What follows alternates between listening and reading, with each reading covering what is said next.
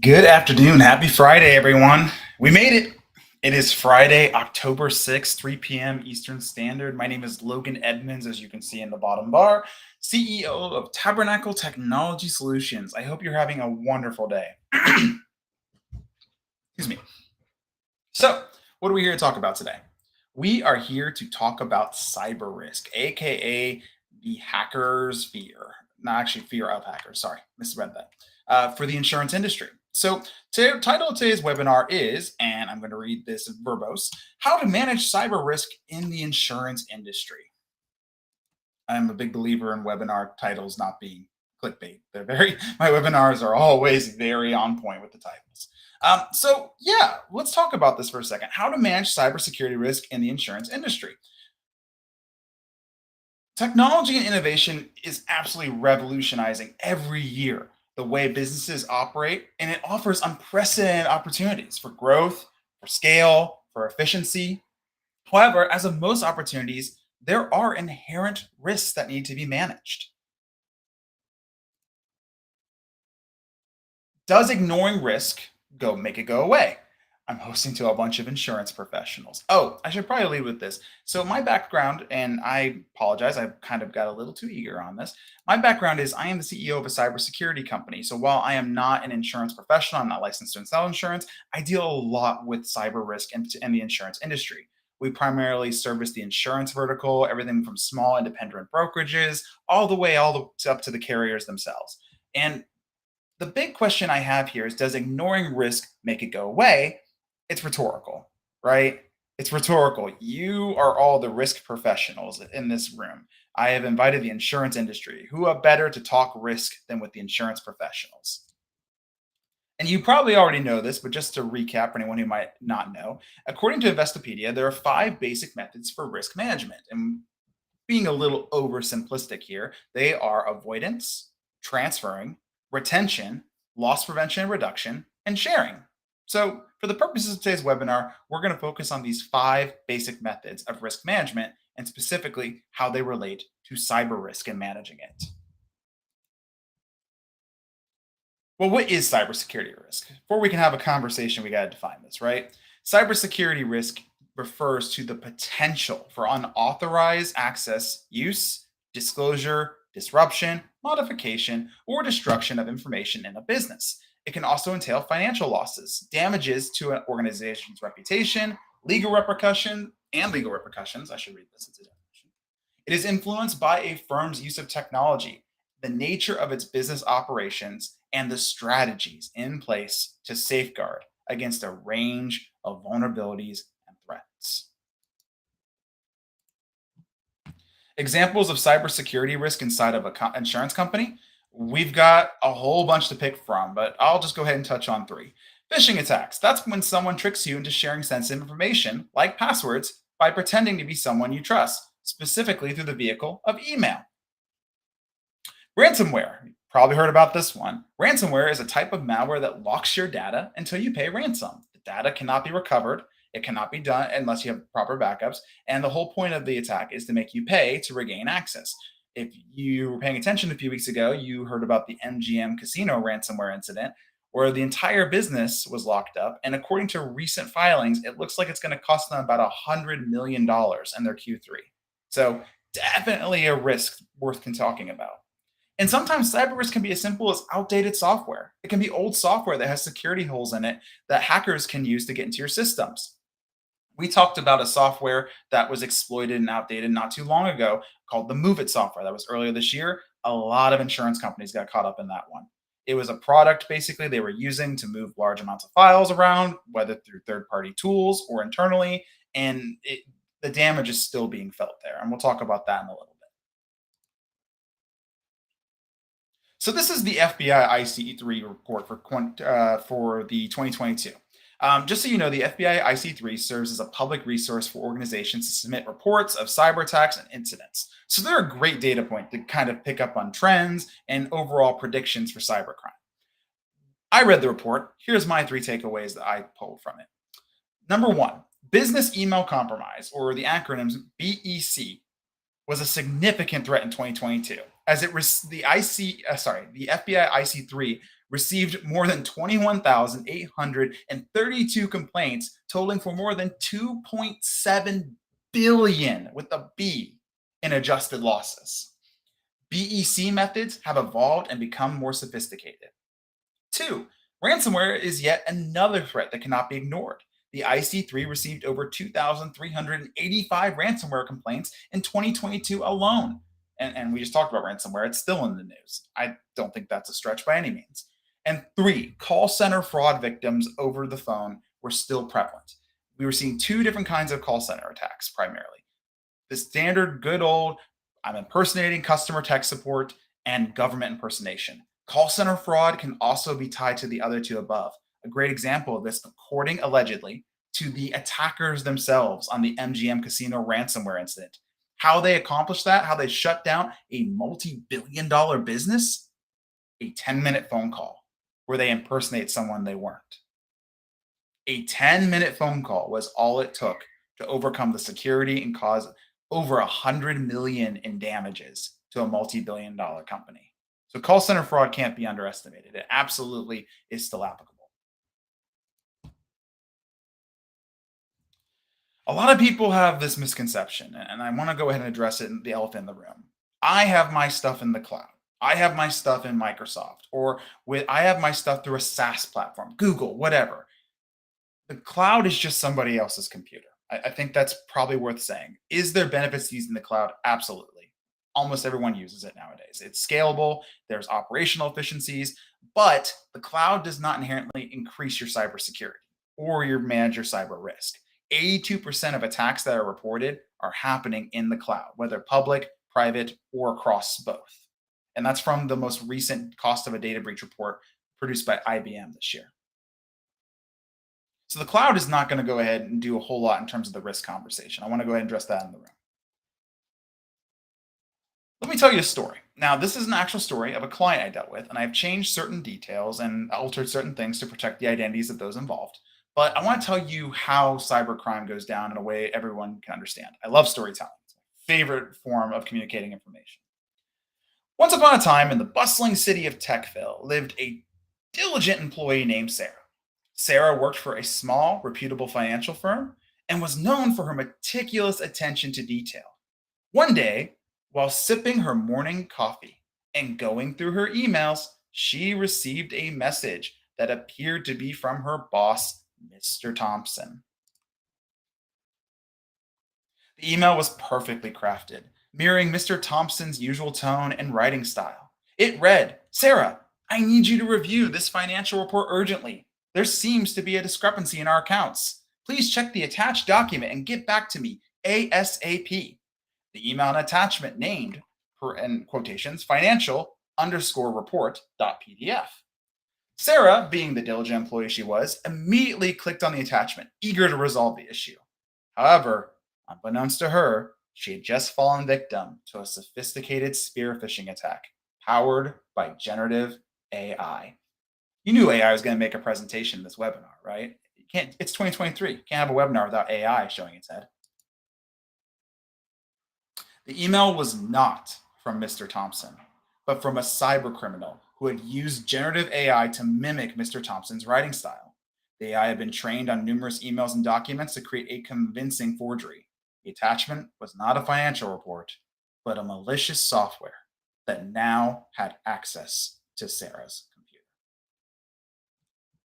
I'm going to pause there for a moment and open it up to the chat. We're going to take 60 seconds here. If you have any questions, whether you're attending on our webinar website or on LinkedIn, please go ahead and put it in the comments if you have any questions. We're going to go ahead and pause, though, for 60 seconds while we're waiting for questions to come in.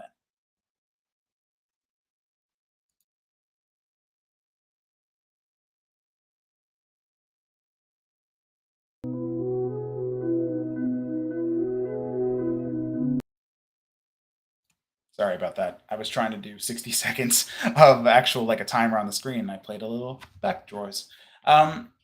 Anybody at all, if you have any questions, and of course, if I keep going, you are more than welcome to post in the chat that you have questions. As the presentation goes on, I will stop and read them out loud. But is there anyone has any questions or comments?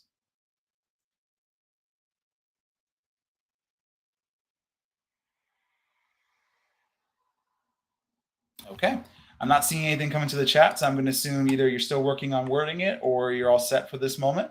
So we're going to go ahead and keep on trucking. Back to the webinar. Whether you are an organization of 1 or 100, you have to understand this. You are a target for cyber criminals. It's not a matter of if, it's a matter of when. Cyber criminals are going to target everyone. And I'm in a room full of insurance professionals. What about the obvious thing on the wall? Cyber insurance. Well, what we're finding with cyber insurance, while I am absolutely a proponent of cyber insurance, and disclaimer once more, I'm not an insurance professional. Please talk to your insurance professionals about how to get cyber insurance. I love cyber insurance. I think it's an absolute necessity. But I think that someone saying to me, hey, I have cyber insurance, I'm all set, I don't have any issues with cyber risk, is the same thing as if I said to someone, I have car insurance, so I don't need to wear my seatbelt, I'm all set. One does not relate necessarily to the other. Cyber insurance is usually a form that is a bit intense. It's full of technical questions. Now, sometimes the application can vary one or another. I help a lot with this. And we are seeing right now that these questions are coming. When's the last time I filled an application form? They're intense. It's like an audit. What happens if you're not 100% accurate on the application? We had a great court case last year where a cyber insurance $1 million policy, the claim was denied because the application was not correct, and Travelers Insurance used the application as a warranty. They also said that they failed to maintain or they were grossly negligent to your business to industry accepted standards. And even when you get coverage and you're being, good faith with it, you'll find is a lot of these policies now have exclusions and sublimits that particularly hamper the amount of coverage you can get. I'll give you an example. Let's talk about me because I'm the only person I am really in a position of authority to talk about a cyber insurance policy. I have cyber insurance. My multi-million dollar policy. We carry 2 million right now in cyber insurance. Being a cybersecurity firm, we're probably going to bump that in the future. But I can tell you right now, while I have a 2 million aggregate, I have a sublimit specifically related to financial fraud and financial wire damages of 250,000 because that's all I could get. That's the world we live in. I had to deal with an incident not too long ago where there was a breach. There was a claim made after the breach for financial damages. And the breach, the damage was well over six figures. The coverage aggregate should have covered it. It took multiple months for the claim to be filed because that's how cyber insurance works. You usually have to bring in a breach coach, forensics. There's a whole process to this that goes into filing a cyber claim, from my experience. And when that happened at multiple months later, after they did all the things and they went through the claim process and they worked with the carrier paid for more than six figures in damages. They agreed to pay $15,000. Insurance is absolutely needed for cyber on this. I'm never going to tell anybody otherwise, but full transference of risk via insurance is not really happening right now, is what we're seeing. Here's the security challenge. Why? Okay, why have things changed? Well, we're seeing half of companies lost 11 to 20% of their client base after a ransomware breach. 92.4% of attacks are delivered via email. On average, it takes 120 days to discover a data breach. 58% of attack victims are small businesses. Yes, the statistics have shifted. Small businesses are more attacked more often than big businesses. And 60% of small and medium-sized businesses go under within a breach. Why? You're probably asking why. Let's use MGM as an example. MGM just reported that they lost 100 million in Q3 from this attack. They're going to have 100 million loss. However, they are saying they can recoup it from their insurance. They're maintaining the appropriate amount of insurance. Well, because of that, they're going to have to ride out till the claims pay because they have cash reserves. So most small businesses, I'm a small business, we don't have cash reserves to ride out. The average was to take, I think the average that I was reading was 4 months for a cyber claim to be filled for financial damages. If I were breached and I lost 20% of my customers, it would be, or I lost six figures of cash or whatever, because we're going to go through that in a second, it would be incredibly challenging for me to stay open long term. Hence the stat we see 60% of small and medium sized businesses go under within 6 months of a breach. I'm double checking the comments here real quick to see if there's any questions from the webinar. Looks like we're still good. I'm going to keep on going. So, how do you respond to these cyber threats? You have to understand it's not nation states that are pulling this off for the most part. We saw in 2021 that about 70% of breaches were financially motivated. These are criminals. They're not just hackers. A lot of people think of the movie Hackers when they think of hackers. I love that movie, by the way. Super cheesy. Lots of great dialogue. Trench coat, sunglasses. I mean, it's a fantastically cringeworthy movie.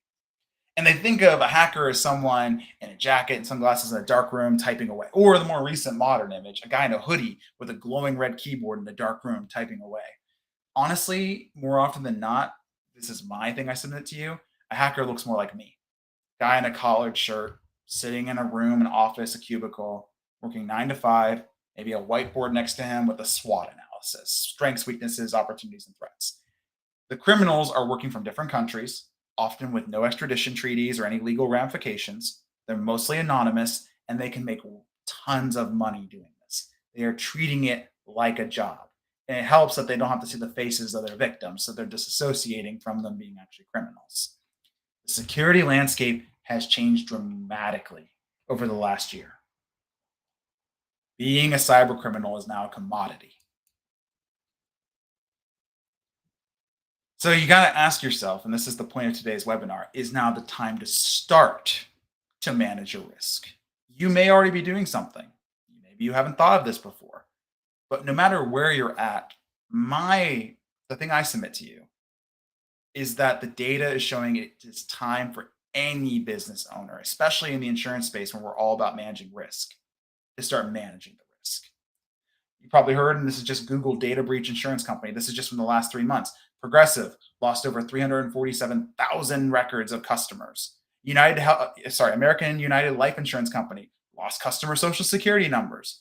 Over a 40,000 person data security breach was happened with a bunch of insurance companies listed right over here from the MoveIt breach. I told you MoveIt would come back up. The Progressive one, we know it was a third party agent that caused this. Is now the time to start managing your risk. You might not be big enough to get into national news, but you are absolutely still a target and the consequences are still severe. So to recap, we talked about the 5 principles I would bring up of managing risk, and let's go through these one at a time. Can we avoid it? Statistics show it's not a matter of if, it's a matter of when your business will be attacked. And it's just statistically, it's to say you won't be attacked is statistically improbable. Let's put it that way. Can we share it? Well, not really, not in the way we'd want. SaaS platforms like Microsoft and Google, because they are so heavily targeted, specifically waive all liability for risk involving individual account access in their terms and conditions.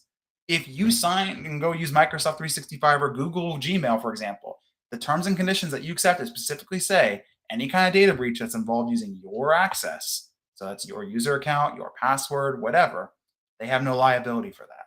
So we're not going to share that liability with them. Can we transfer it? That's a trickier question, and more time. I need more time than we have today to go into it, but not the answer I would put is not completely. Cyber insurance premiums have risen dramatically in the last 3 years. What I used to pay $1,500 for now costs me closer to 6 or 7 in premium money. The applications often require the insured to attest that they also maintain risk mitigation measures, and the policies are often written with exclusions or sublimits that are far below the aggregate. Insurance for a while didn't know how to deal with this. Carriers didn't know how to deal with this. I actually, if I can be candid for a second, for a brief minute, in 2020, I was dropped by Lloyd's of London, who carried my cyber policy. And I had to go find a new carrier. I went with Tokyo Marine because they didn't know what to do. So they were reevaluating. That leaves us with 2 options in the 5 principles of risk management I brought before. You can either retain the risk or you can reduce the risk.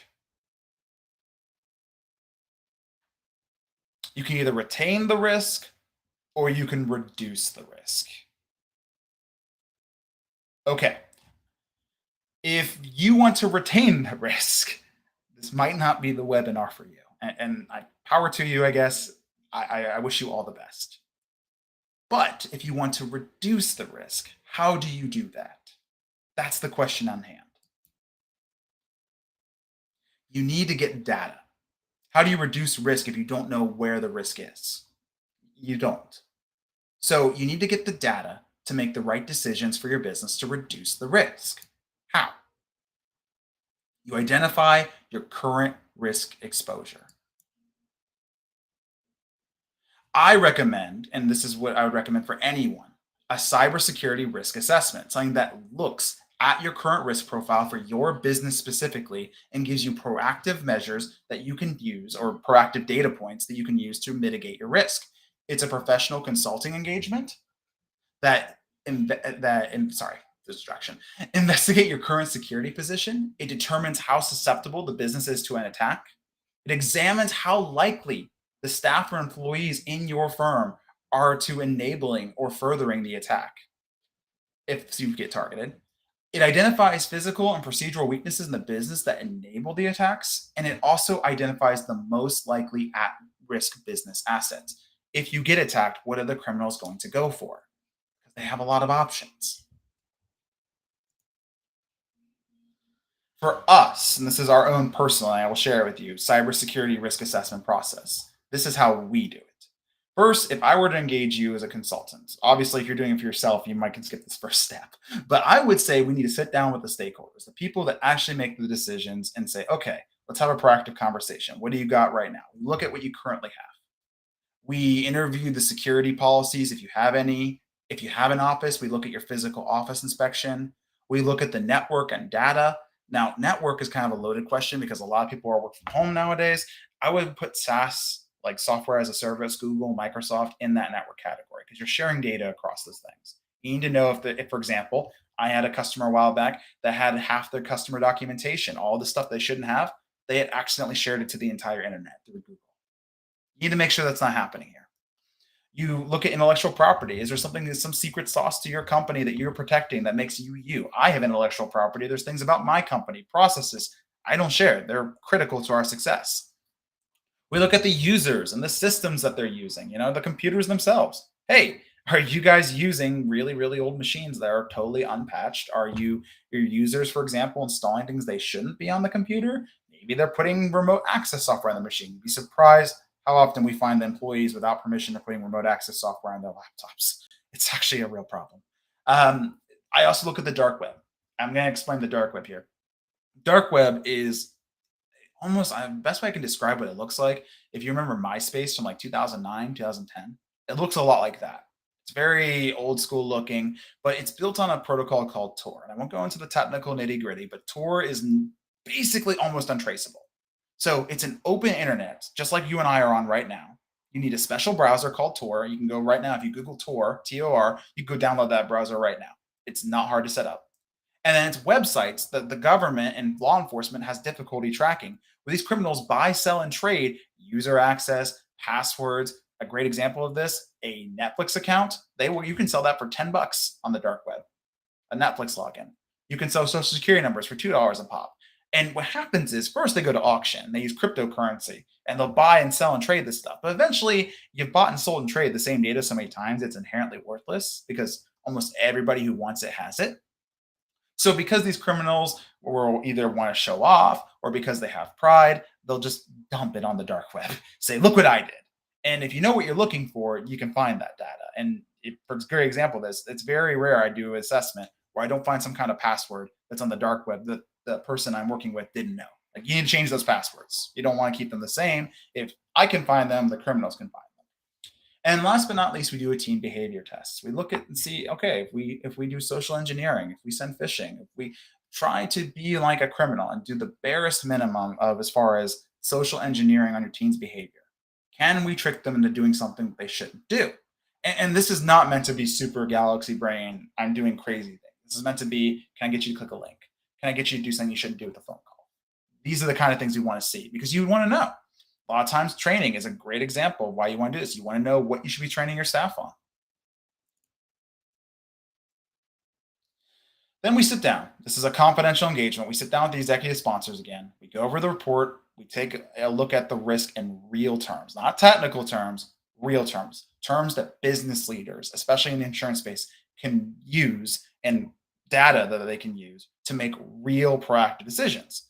We also we give you a consultation where we go through, all the stuff and what we would recommend, and we discuss next steps at that point. And the business owner is enabled, or the business leader, I should say, is enabled to go forward and figure out what they need to do. All this is done in a professional engagement. I'm going to stop here for a second and leave my QR code on the screen. We are absolutely always ready to take a free cyber strategy session. I'll talk about that in a second. Are there any questions regarding the cybersecurity risk assessment process, the risks that we identified, anything of that nature? I'm going to go ahead and give 60 seconds here to let comments come into the chat.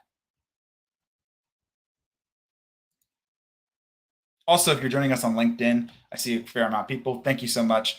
We just recently started streaming to LinkedIn, and we love this channel already. It's been great.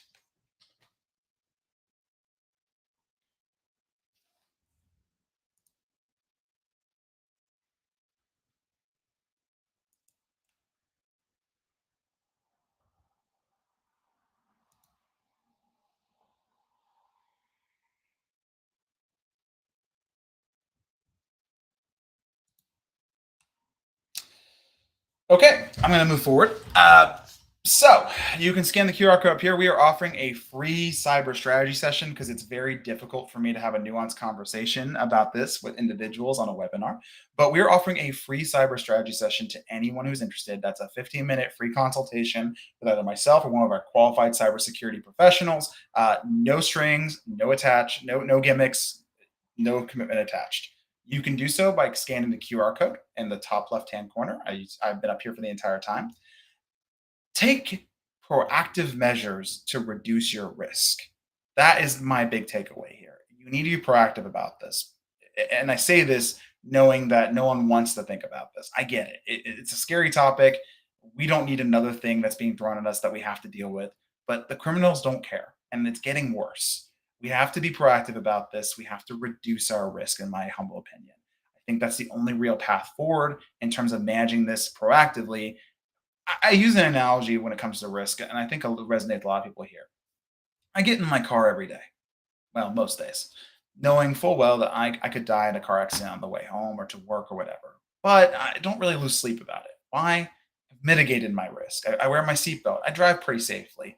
My car is a 2022 Honda Civic, right? It's got tons of safety features baked into the cake. The rear mirrors that tell you if someone's in your blind spot, the adaptive, like it brakes for you. Like there's a lot of stuff in that thing. And all these measures all together make me feel like I've mitigated my risk. Oh, thank you, Boaz. It makes me feel like I've mitigated my risk to go ahead and say, hey, is it a possibility? Sure. But I don't think it's likely. I'm not losing sleep about it. I want to do the same thing when it comes to cyber risk for everyone. Yeah, does it exist? Yeah, could it happen? And nothing's going to take that away.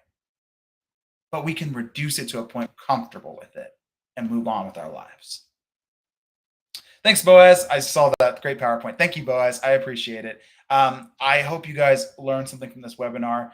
My name is Logan Edmonds, CEO of Tabernacle Technology Solutions. One more time, if you would like to schedule a one-on-one free cyber strategy session, you can do so at the QR code in the top left-hand corner.